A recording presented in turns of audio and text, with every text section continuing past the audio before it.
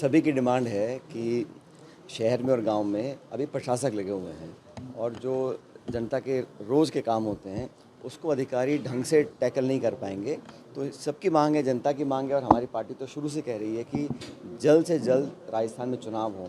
और मुझे खेद है कि भाजपा की सरकार जब से बनी है ना तो छाछंग के चुनाव हुए यूनिवर्सिटी में, ना नगर पालिका के हुए, ना पंचायत के हुए। तो जो मूल भावना लोकतंत्र को मजबूत करने की संविधान में है, अंकित है, कानूनी उनको पाबंद है सरकारों को कि चुनाव करवाइए। न जाने निर्वाचन आयोग क्या कर रहा है और न जाने सरकार क्या कर रही है। कोर्ट के निर्णय के बाद भी 15 अप्रैल की समय सीमा थी, उसके बाद भी यहाँ चुनाव नहीं कराए गए। तो सभी लोगों की मांग है कि चुनाव हो ताकि अपने वार्ड मेंबर्स को अपने निगम परिषद में, अपने पंचायतों में लोग चुनकर जाएं ताकि जनता के काम रोज़ हों। अब छोटे छोटे कामों के लिए कलेक्टर एसपी काम नहीं कर पाएंगे, सब जानते हैं। इसलिए लोगों में काफ़ी एक रोष भी है कि बेवजह चुनाव टाले जा रहे हैं। सभी का मन है कि चुनाव हो और मैं जानता हूं कि भाजपा की सरकार चुनाव कराना नहीं चाहती। चुनाव होंगे तो परिणाम उनके पक्ष में आने वाले नहीं हैं। इस डर से वो बार बार बहाने मारकर चुनावों को टालते हैं। सबका मन है, हम कोर्ट कचहरी का रास्ता भी अपनाएंगे और दबाव बनाएंगे कि चुनाव हो। बाकी यहाँ जो आम जन समस्या रहती हैं उसका निराकरण करने के लिए लगातार मैं अधिकारियों को संपर्क में हम रहते हैं और काम चल रहा है। लेकिन प्रदेश में मैं जिन गाँव में कल गया, किसी भी गांव में नरेगा का कोई लगभग समाप्त है। तो नरेगा का नाम बदलकर जो केंद्र सरकार ने पाखंड रचा था वो अब सामने आ गया। हम शुरू से कहते थे नाम बदलना उद्देश्य नहीं है, नरेगा को समाप्त करना उद्देश्य है। आज और इतिहास गवाह है, जब कांग्रेस सरकार थी तो लाखों लाख लोग रोज़ दिहाड़ी में कुछ पैसा कमाकर अपने घर जाते थे, महिलाएं भी, मर्द भी। आज राजस्थान में लगभग नरेगा बंद होगा और पूरे देश में हालात हो गए हैं। तो आपने नरेगा को बंद कर दिया है, ग्रामीण क्षेत्र में विकास के लिए आप पैसा दे नहीं रहे हैं, चुनाव पंचायतों के आप करा नहीं रहे। तो विकास और डेवलपमेंट सरकार का एजेंडा नहीं है, ये तो सिर्फ मैनेजमेंट कर इश्तिहार और अखबार पोस्टर छाप कर अपनी पीठ थपथपा रहे हैं। इतनी घोषणा हो गई। अब जो बजट घोषणा हो रही हैं कितनी कारगर हो रही हैं।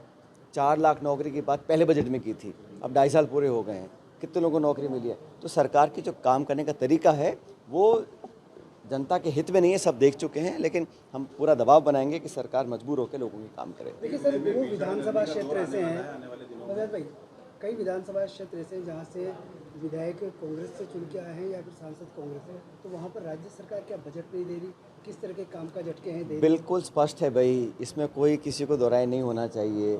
अब हमारे विधानसभा क्षेत्र में इतने सारे प्रोजेक्ट हैं जो हमारे कार्यकाल में हमने बनाए थे।